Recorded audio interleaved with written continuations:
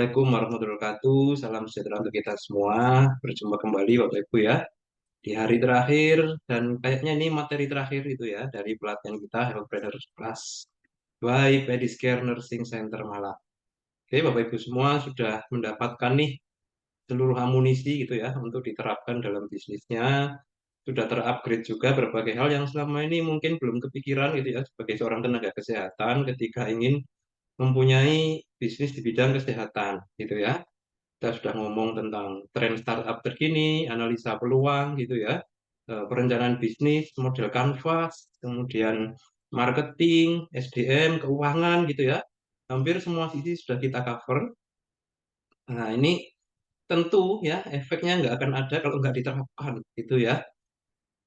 Mungkin beberapa itu terasa kayak terlalu berlebihan untuk diterapkan, terlalu rumit atau bahkan mungkin Anda merasa, oh ini nggak perlu sebegitunya, gitu loh ya. Nah ini silahkan ya Anda boleh berpendapat seperti itu, tapi apa yang kami sampaikan ini sebenarnya adalah sesuatu yang batas minimal gitu loh, ya harus dijalankan oleh suatu rintisan bisnis. Nah jadi kalau Bapak Ibu semua tidak melalui proses ini, nah ini besar kemungkinan akan muncul trouble someday gitu ya, atau hasil dari bisnisnya nggak akan maksimal gitu ya. So please direview lagi materi-materinya, benar-benar dipahami esensi-esensinya, terus Anda ambil benang merah ya, kalau diterapkan dalam bisnis saya itu bentuknya kan kayak gimana ya.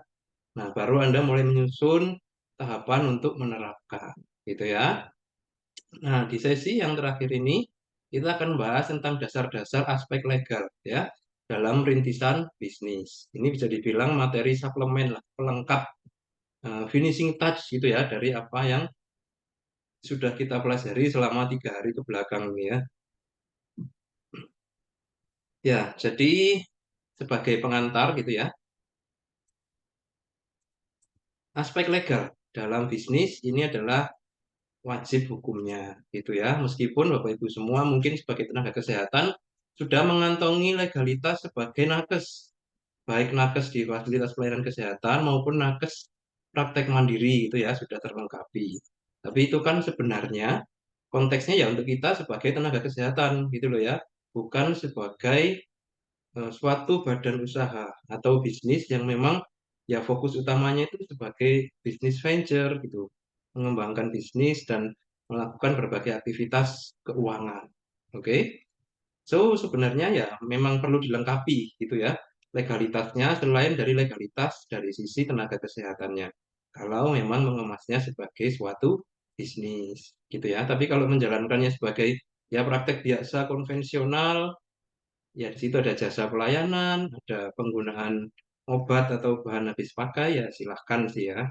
Tapi kalau memang maunya, memang ini menjadi suatu bisnis, maka ada beberapa legalitas yang harus dilengkapi, gitu ya. Oke, so kita akan lebih banyak membahas sebenarnya aspek legal ini dari segi non peraturan kesehatan sebenarnya ya. Oke, nanti kita akan lihat bareng-bareng, review lah ya, berbagai model bisnis nih yang ada di luar sana yang sudah kita bahas juga di materi ketiga gitu ya. Nah, kemudian urgensi legalitas pada berbagai tipe dan level bisnis, serta kita kasih contoh nanti beberapa contoh aspek legal gitu ya pada startup yang perlu kita penuhi, dan yang keempat adalah berbagai bentuk badan usaha atau badan hukum gitu ya, supaya Bapak Ibu semua juga ada gambaran dan nanti mungkin ya akan mengkonversi nih prakteknya menjadi suatu badan usaha atau badan hukum. Nah, ini beberapa contoh ya jenis-jenis bisnis model yang sudah kita bahas sebelumnya ya. Kita bisa lihat model bisnis ini dari segi jenis produk, di situ ada barang dan jasa. Kita bisa lihat model bisnis ini dari segi proses produksinya, apakah memang produksi sendiri atau manufaktur, ataukah kita lebih fokus pada distribusi gitu ya, ataukah kita sedikit combine gitu ya, ya distribusi tapi ya manufaktur karena kita franchise, jadi mereplikasi model bisnis perusahaan lain gitu ya di tempat kita gitu ya. Oke, terus yang ketiga ya, berdasarkan sumber duitnya, ada yang berdasarkan subscription, artinya memang customer harus berlangganan supaya bisa mengakses produk kita. Ada juga yang modelnya free and premium business, jadi ada model bisnis itu yang modelnya memberikan produk secara gratis dalam batas tertentu gitu ya. Tapi ketika ingin naik level harus upgrade ke level premium gitu ya. Atau juga hidden revenue ini pendapatan tidak langsung, misal dari peran sebagai affiliate ya atau perantara transaksi, baik itu transaksi barang maupun jasa. Oke. Nah, berdasarkan fisik usaha, model bisnis juga ada beberapa macam nih. Contoh brick and mortar. Nah, kalau brick and mortar itu benar-benar fisik, main activity-nya itu fisik gitu ya. Contohnya apa? Contohnya barbershop. Nah, itu kan nggak mungkin online ya. Barbershop ya harus fisik gitu ya. Terus kayak kita, nah itu ya, jasa, perawatan luka. Nah, itu tentu ya fisik ya. Oke, tapi ada juga model bisnis yang berdasarkan fisiknya itu nggak ada fisik sama sekali. Jadi ya memang murni online ya, e-commerce. Nah, itu juga banyak. Atau kombinasi. Nah, ini juga asik nih. Jadi secara fisik ada produknya, secara e-commerce juga ada produk lain yang kita sediakan untuk customer. Nah, ini contoh ya Bapak Ibu, berapa bentuk model bisnis dari sudut pandang apa jenis produk, proses produksi, sumber revenue, serta fisik usahanya. Oke, nah kita lanjutkan. Nah, sekarang ada pertanyaan nih, kenapa harus repot ngurus legalitas gitu kan? Gak usah diurus Pak, legalitas bisnisnya sudah pakai SIPP ada izin praktek atau STR gitu ya, sudah jalan kok prakteknya dan nggak ada masalah gitu ya. Boleh berpendapat seperti itu dan itu juga nggak salah gitu ya. Dengan SIP aja memang ya sudah bisa gitu loh, praktek menjalankan produk jasa. Tapi hanya terbatas pada jasa loh ya. Nggak bisa kalau Anda itu nakes ya kayak dokter, perawat, bidan itu ya, ada praktek mandirinya, izinnya. Tapi di dalamnya itu lebih banyak jualan produknya. Nah, itu nggak bisa ya, tidak sesuai dengan kaidah praktek mandiri gitu ya. Sama dengan praktek apoteker gitu ya. Praktek apoteker tugasnya ya sebagai penanggung jawab dari akurasi pemberian obat, bukan sebagai pemilik usaha jualan obatnya. Nah, itu ya, itu akan butuh izin beda lagi. So, nah, ini sangat tergantung pada bentuk produknya ya. Kalau memang banyak mainnya itu nggak relate dengan jasa kita sebagai satu profesi gitu ya, berarti harus ada legalitas yang lain gitu ya. Contohnya kayak kami di Pedicare nih, perawatan luka gitu ya. Nah, itu tercover tuh oleh izin praktek mandiri. Tapi selain perawatan luka kita juga mengadakan pelatihan. Nah, apa itu tercover dalam praktek mandiri? Tentu tidak gitu loh ya. Harus ada legalitas sebagai lembaga pelatihan. Nah, kan gitu. Terus selain itu kita juga ini jualan produk, ada sandal diabetes, ada manekin, ada dressing, dan lain-lain. Nah, itu apakah tercover dalam izin praktek mandiri? Tentu tidak. Nah, sehingga harus ada legalitas nih yang lain yang memayungi, gitu ya. Nah, kenapa harus repot mengurus legalitas sekarang? Nah, bisa dilihat yang pertama adalah dengan adanya legalitas, sudah kita urus sesuai standar nih, berarti otomatis kita punya hak atas perlindungan hukum gitu ya. Perlindungan ini datang dari negara, bisa atau dari organisasi profesi. Kalau memang legalitasnya sudah dipenuhi dan kita tidak melakukan kesalahan terus diperkarakan. Nah, itu kita punya hak atas perlindungan hukum. Gitu ya. Beda cerita kalau misal nih kita punya izin praktek mandiri gitu ya. Terus kita jualan obat atau jualan produk, ternyata produknya itu cacat atau expired kita jual dan customer rugi. Nah, terus dia menuntut kita nggak punya izin jualan barang atau alkes. Nah, siapa yang mau melindungi? Nggak bisa kita dilindungi karena nggak ada dasar hukumnya kita melakukan aktivitas itu sudah jelas salah gitu ya. Oke. Nah, yang kedua ya, kenapa harus repot mengurus legalitas nih? Karena untuk mendapatkan kepercayaan publik, kemudian rekanan kalau memang mau ada kerjasama gitu ya, atau calon rekanan gitu ya. Namanya kerjasama antar lembaga, kerjasama antar instansi. Nah, berarti harus ada badan hukumnya antara pihak yang melakukan kerjasama gitu ya. Kalau kita nih contoh mau kerjasama dengan pemilik modal gitu ya, ditanamkan ke perusahaan apa modalnya? Nggak ada perusahaannya, adanya cuma pelang praktek mandiri. Nah itu sudah nggak bisa ya, secara apa peraturan kerjasama itu secara hukum sudah tidak bisa dilakukan, gitu ya. Termasuk ketika kita ingin menambah karyawan, nah juga seperti itu. Kalau status hukumnya karyawan, nah berarti harus ada perusahaan atau kantornya lah dalam tanda kutip gitu ya. Gimana bisa ada karyawan tapi tanpa kantor? Nah, nggak mungkin kan? Berarti harus ada kantornya, gitu ya. Jadi kepercayaan, oke? Nah, berikutnya nih di level yang lain yang lebih kreatif. Kalau kita punya legalitas ya, baik itu badan usahanya maupun produknya, kita jadi punya hak nih untuk mengakses berbagai bentuk bantuan ya, dana hibah, bantuan proyek, donasi, pinjaman itu bisa. Oke. Contoh praktek mandirinya mau digedein nih, menambah karyawan, ruangannya ditambah, fasilitas dipercantik gitu ya. Tapi apa itu namanya? Modalnya kurang. Nah, terus Anda mengajukan nih kredit usaha mikro misal ke bank gitu ya. Nah, dia pasti minta dulu apa ini badan usahanya, legalitas dari Kemenkumhamnya apa. Nah, kalau nggak ada ya bank biasanya nggak akan menjaminkan apa meminjamkan. Kecuali Anda punya jaminan ya yang lain yang sifatnya juga dokumen legal. Contoh ya tanah, aset atau ijazah dan lain-lain gitu ya. Oke, terus yang di atas ya, dengan legalitas yang bagus itu akan menunjang pengembangan usaha gitu ya. Karena setiap bentuk badan hukum atau legalitas itu punya roadmap pengembangannya sendiri-sendiri Bapak Ibu ya.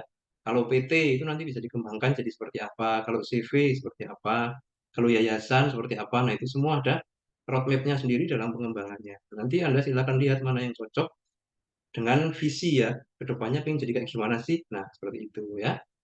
Oke, terus yang tidak kalah penting ini ya, akses dan kemudahan dalam pemberdayaan dari pemerintah atau lembaga lainnya, termasuk pendampingan dan pengembangan usaha.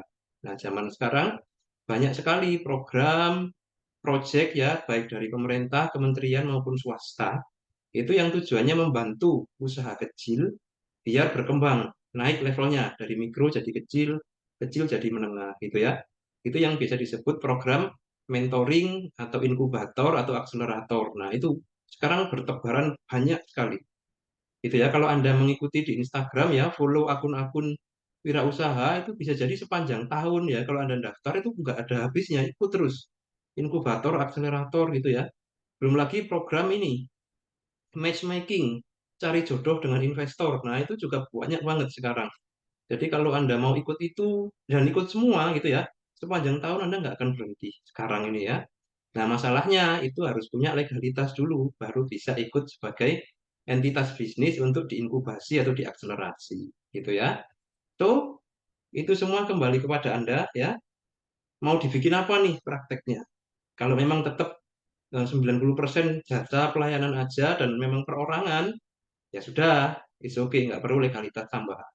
Tapi kalau someday Anda ingin mengembangkan tim, banyak anggota tim yang statusnya karyawan, nah berarti harus ada perlindungan hukumnya. Kalau mau buka revenue stream yang lain, tidak hanya jasa, tapi juga membuat produk, Pak, hasil riset saya tak patenkan terus tak jual. Nah, itu berarti harus ada badan usahanya, gitu ya. Oke, cukup menarik dan esensial nampaknya. Oke. Nah, contohnya nih apa? Gitu ya, perlindungan hukum bagi pelaku usaha yang sudah lengkap legalitasnya. Contoh proteksi terhadap monopoli usaha. Nah, ada tuh Badan Pengawas Persaingan Bisnis. Aku lupa singkatannya apa gitu ya, ada. Terus one prestasi customer. Nah, ketika produk Anda bagus tapi customer komplain, menuntut, nah itu Anda punya legalitas dan Anda akan dilindungi gitu loh. Ya. Oke, terus dari penipuan. Nah, itu juga ada bantuan nanti dari pengadilan ya. Kalau Anda memang apa itu misalkan nih mengajukan modal gitu ya, modal usaha, terus disuruh bayar melebihi kesepakatan. Nah, ada pemerasan. Nah, itu berarti Anda punya tuh legalitas untuk dilindungi gitu ya. Oke, kemudian pelanggaran terhadap kesepakatan kerjasama. Nah, ini juga bisa ya. Anda sudah MOU misal dengan suatu produk gitu ya, tapi ternyata setelah Anda beli produknya, Anda bayar, yang dikirim nggak sesuai spesifikasi. Nah, itu semua bisa tuh Anda dapat perlindungan hukum ya, dan nanti akhirnya dapat ganti rugi yang sesuai dengan aturan. Oke, termasuk ini yang belakangan lagi hot nih, pelanggaran hak cipta ya. Kalau ini biasanya terhadap produk ya, jadi legalitas produk atau nama merek logo perusahaan. Nah, itu juga Bisa tuh Anda dapat pembelaan kalau memang sudah Anda legalkan loh ya. Contoh Pediscare. Nah, Pediscare ini punyanya siapa gitu ya? Kenapa saya nggak boleh pakai nama Pediscare kata orang lain gitu ya? Nah, ini sudah banyak kejadian loh Bapak Ibu ya. Contoh yang paling sering dicontohkan nih, itu yang geprek bensu ya. Geprek bensu itu eh, maunya gitu ya diakui oleh Ruben Onsu. Nah, tapi ternyata rekanannya, temennya nih yang ikut ngadakan itu duluan mendaftarkan merek ini atas namanya. Nah, sehingga Ruben Onsunya kalah. Nah, ya sudah dia harus melepaskan itu merek ke temennya ini, gitu ya, contoh ya. Nah, jadi gini ya, jadi misalkan ada orang lain mau pakai nama Pediscare, ya sudah nggak bisa, karena itu sudah secara legal kita daftarkan atas nama kita, gitu loh ya. Nah, dulu sebelum kita ngurus legalitas Pediscare ya sempat was-was juga nih. Gimana nih kalau Pediscare sudah kadung terkenal gitu ya, terus namanya diambil orang lain duluan. Nah, kan sedih banget tuh kalau seperti itu ya. Oke, terus penyalahgunaan data. Ya, ini juga penting. Jadi kalau Anda sudah mendaftarkan merek, mendaftarkan haki gitu ya, nah berarti sudah masuk datanya Anda semua. Nah, otomatis semua spesifikasi produk ini itu akan melekat pada Anda. Orang lain nggak boleh menyalahgunakan, gitu ya. Oke, nah pemerintah sudah mengatur dengan lengkap ya untuk memastikan semua pihak yang terpenuhi legalitasnya itu terfasilitasi semua kepentingan dan hak-haknya. Oke, jadi di awal ya memang ribet sih ya, memang ribet. Kadang juga butuh biaya, waktu lama gitu ya. Tapi in the end ketika semua sudah benar-benar terpayungi secara legal itu kita tenang banget. Mau ngapain, bikin apa, berinovasi itu sudah tenang banget ya. Nggak lagi was-was akan kehilangan legalitas. Oke, nah ini contoh nih, contoh ya apa yang terjadi di majalah Tempo ya, kasus monopoli gitu ya. Nah, bagaimana monopolinya? Jadi ada salah satu nih perusahaan yang memang eh, akrab dengan petani cengkeh gitu ya. Terus karena petani cengkehnya nggak ngerti, itu petani cengkehnya dikasih fasilitas.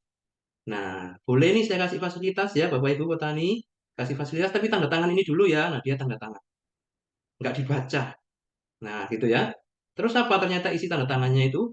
Isinya salah satu poinnya berbunyi, semua hasil panen cengkehnya harus dijual ke PTA, nggak boleh ke yang lain. Nah, harga ditentukan oleh PTA. Nah, tuh contoh nih, bagaimana kesalahan dalam hal penerapan aspek legal ya berujung pada ini monopoli gitu loh di satu daerah, bahkan satu provinsi kalau nggak salah waktu itu ya, semua cengkehnya itu harus dialirkan ke satu perusahaan saja. Nah, ini ya. Oke, ini contoh nih legalitas yang di satu pihak disalahgunakan, di pihak yang lain nggak paham juga, akhirnya dia ya sudah nggak bisa berbuat apa-apa, gitu ya.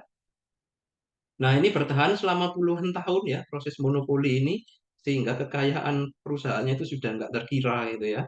Oke, nah terus pada waktu zaman Presiden Gus Dur nih ya, itu terendus gitu loh rupanya ya. Oke, nah sehingga akhirnya ini harga komoditas cengkeh distandarkan gitu ya. Nggak bisa lagi PT itu suka-sukanya menentukan harga beli ke petani gitu ya.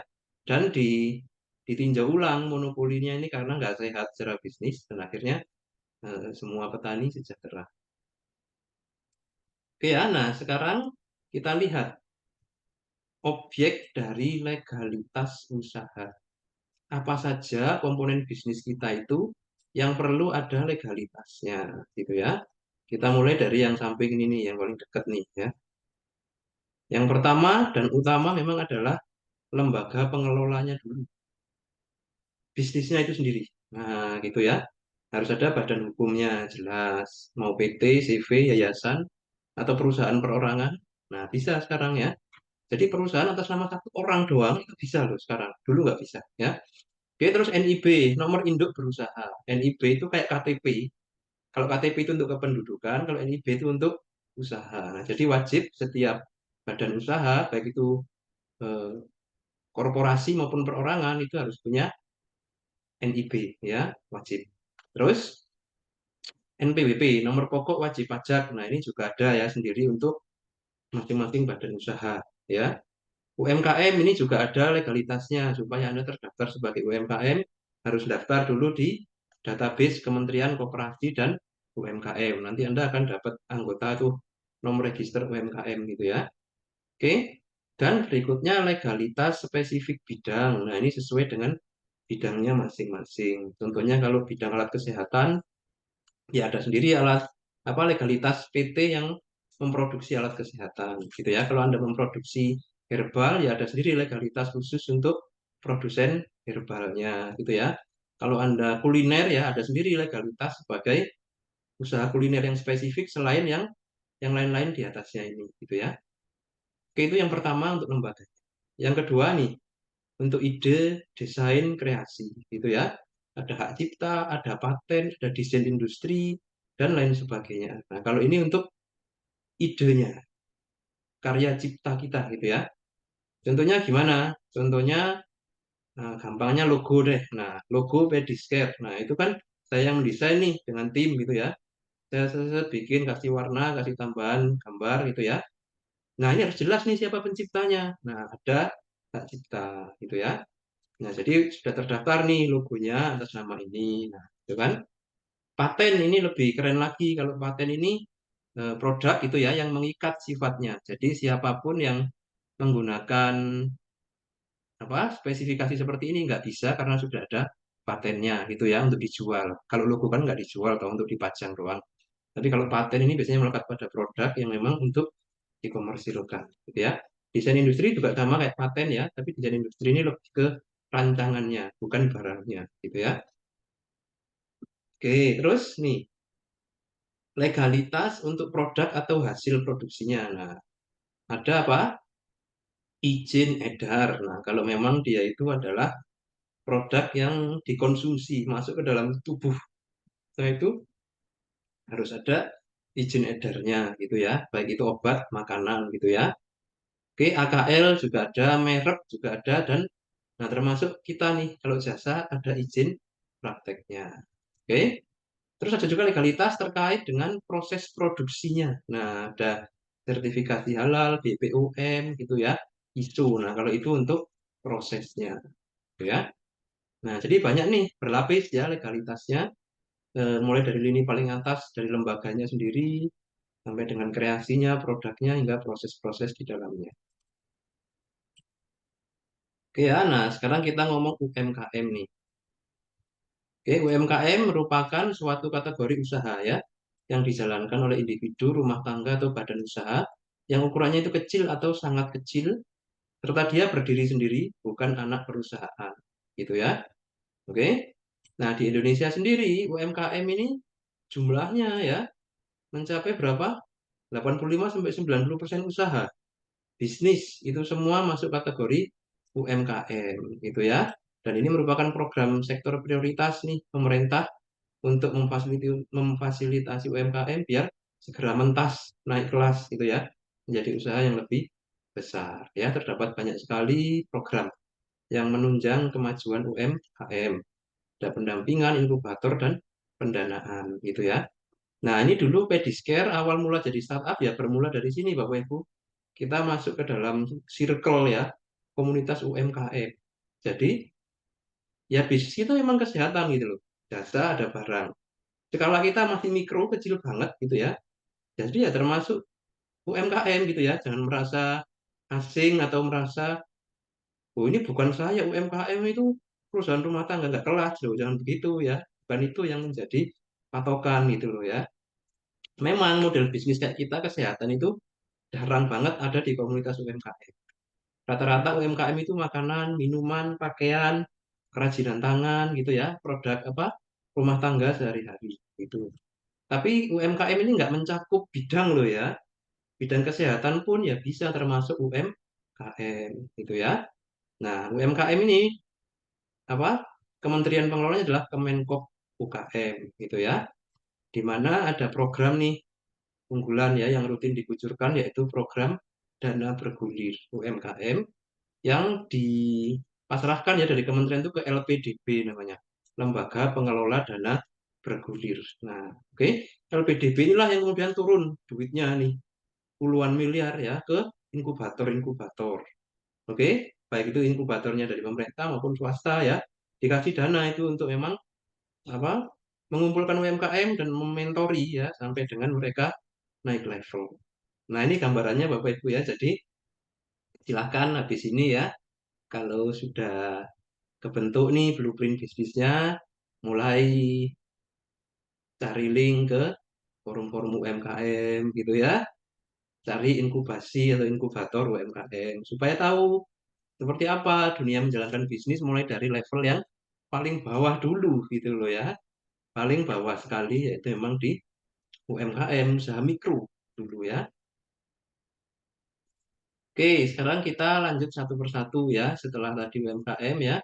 Sekarang kita ngomong badan hukum lembaga. Oke, ada perorangan, ada persekutuan gitu ya. Kalau perorangan nih ada usaha perorangan memang ya. Kalau Anda membuat NIB nanti ada NIB perorangan. Di situ tetap ada nama usahanya apa, nama pemiliknya siapa itu ada gitu ya. Nah, ini adalah kepemilikan tunggal ya. NIB, NIB dan NPWP-nya itu punya ownernya gitu ya. Jadi nggak perlu bikin NPWP atas nama usahanya gitu ya. Oke, nah tapi kalau perorangan ya itu bisa untuk inkubator bisa, tapi kalau untuk pendanaan yang levelnya itu agak besar ya di atas 50 juta biasanya sulit. Anda harus mengkonversi usaha perorangan ini menjadi usaha kelompok yang ini tiga yang lain ini gitu ya. Oke. Nah, ada juga nih Badan Hukum Lembaga yang persekutuan ya ada CV.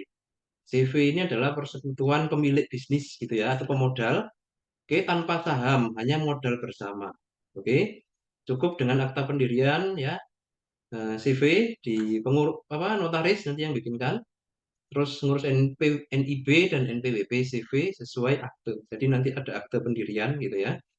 Nah, akte pendirian itu nanti isinya ya PT ini berdomisili di sini, didirikan oleh ini. Nah, gitu ya sebagai identitas secara lengkap itu secara resmi dalam akte. Oke. Terus ada PT ya. Nah, kalau PT itu sistem persekutuan usaha dengan saham. Yang mana saham ini bisa diperjualbelikan ke orang lain gitu ya. Kalau CV nggak bisa diperjualbelikan sahamnya, tapi bisa dihibahkan atau diwariskan itu bisa.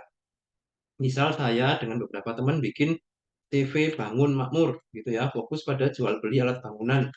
Nah, terus karena saya sibuk nih dan lain sebagainya, kepemilikan saya di CV ini saya serahkan ke orang lain, ke anak saya, ke keluarga lain gitu ya, bisa. Oke, tapi nggak bisa diperjualbelikan. Oke, kalau PT, nah ini saham bisa dijual gitu ya. Nah, ini yang level apa ya, legalitas bisnis yang paling luas prospeknya gitu ya, karena saham itu bisa diperjualbelikan kemanapun Bapak Ibu termasuk ke investor gitu ya. Jadi kalau kita dapat dana investasi sekian miliar gitu ya, itu biasanya perusahaan investasi itu minta porsi saham ya, saya dikasih saham berapa persen nih kepemilikan bisnisnya gitu ya. Nah, itu nanti yang akan sama PT-nya apa sama pemodalnya akan dijual lagi sahamnya kalau bisnis kita sudah besar gitu ya.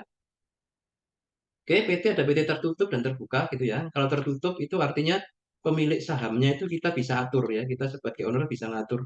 Oh, saham PT ku ini 10% tak kasihkan anakku. Ini istri, ini orang tua, itu bisa. Itu tertutup. Orang luar nggak bisa punya saham kalau pimpinannya nggak setuju. Ya, biasanya PT yang masih kecil tuh. Tapi sekecil-kecilnya PT itu ya, ya omsetnya bisa sampai puluhan miliar juga per tahun gitu ya. Tapi nggak bisa masuk pasar saham nasional bursa efek gitu ya. Nah, kalau PT terbuka ini sahamnya dijual ke publik. Nah, siapapun boleh beli gitu ya. Oke.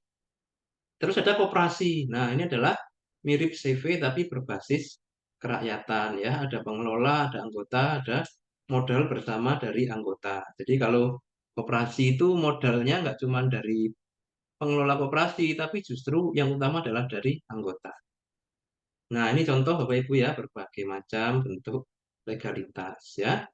Oke, tata cara. Nah, ini kalau Bapak Ibu mau apa ya, daftar ke dana bergulir tadi inkubasi. Nah, ini contoh bisa lihat nih di akun Instagramnya LPDB gitu ya. Ini kayaknya yang pertama kali diikuti Pediscare. Oh, bukan, sebelum ini ya 2021. Pediscare itu pertama ikut yang tahun 2021 ya. Itu ada komen saya tuh yang paling kanan ya. Recommended banget buat yang mau scale up mengembangkan usaha. Nah, itu setelah setelah lulus ya, setelah lulus inkubator ini, tahun depan ada lagi, nah itu kita komen di situ. Oke, terus nomor induk berusaha apa itu? Itu adalah nomor identitas ya bagi pelaku usaha. Nah, nanti identitas ini akan masuk database tuh BKPM, Badan Koordinasi Penanaman Modal. Nah, oke, jadi Anda sudah layak nih untuk mengajukan permodalan ya kepada berbagai pihak kalau sudah punya NIB. Kenapa? Karena dengan punya NIB masuk di database BKPM artinya jelas ini usaha punya si A, yang A ini adalah warga negara Indonesia, domisili di sini, sini. Nah, itu semua jelas. Seluk-beluknya kalau punya NIB gitu ya. Oke, administrasi wajib ya bagi setiap usaha yang ingin berstatus resmi meskipun hanya satu orang. Nah, gitu ya. Tanpa NIB, legalitas usaha masih belum lengkap, sehingga kesulitan dalam berbagai formalitas usaha dan pengembangan usaha. Oke, mau ikut akselerasi bisnis, akselerator ya sulit, nggak ada NIB. Mau cari pinjaman modal ke bank, sulit. Mau ngambil dana dari investor, tambah nggak mungkin gitu ya, tanpa NIB. Oke, jadi ini wajib punya meskipun hanya perorangan. Oke, nah, ini alur pengurusan legalitas usaha ya. Oke, bisa dilakukan secara mandiri ya. Tuh, satu portal oss.go.id. Anda tinggal pilih nanti di situ legalitasnya apa yang mau diurus gitu ya. Kalau apa? Izin usaha, NIB, izin produksi dan lain-lain. Oke. Kalau merek, paten, hak cipta di DGIP ya. Direktorat apa itu lupa saya namanya ya. Oke, nah kalau nggak mau ribet ya, mau cepet dan bersedia keluar sedikit biaya, bisa langsung ke notaris. Itu semua bisa diuruskan ya. Tapi kalau membuat PT, CV atau koperasi nggak bisa diurus sendiri ya. Harus pakai notaris pengajuannya. Itu ya. Oke, notaris atau lembaga perizinan yang memang sudah tersertifikasi. Itu ya. Sekarang banyak di online itu lembaga-lembaga konsultan legal yang tugasnya itu nguruskan legalitas banyak ya. Ada hukum.com, ada apa.com gitu ya. Itu semua banyak tuh yang jualan jasanya itu pengurusan legalitas dan bisa cepat gitu ya. Banyak. Oke, terus selain itu ada legalitas spesifik bisnis nih, tergantung produknya ya. BPOM, halal, LKP itu lembaga kursus dan pelatihan dan lain-lain. Nah, ini juga eh, perlu diurus ya sesuai dengan produknya. Oke, so dari sini kita sudah dapat gambaran ya yang lumayan lengkap Bapak Ibu nih. Aspek legal adalah kewajiban ya setiap mengelola usaha. Terdapat berbagai aspek ya dalam lini bisnis kita yang harus dilegalkan. Mulai dari lembaganya itu sendiri, produknya hingga proses produksinya. Oke. Nah, jenis legalitas sangat ditentukan oleh model bisnis yang dikembangkan. So, that's all saya rasa tentang legalitas ya. Setelah ini kita bisa sedikit mengulik ya bersama fasilitator berikutnya tentang tahapan mengurus NIB. Nah, bagi Bapak Ibu semua yang bercita-cita ingin punya NIB, bisa nih sambil mengikuti workshop sambil dipraktekin gitu ya, supaya nanti selesai pelatihan ini langsung dapat NIB. Oke, thank you. Kita bisa lanjutkan ke sesi tanya jawab.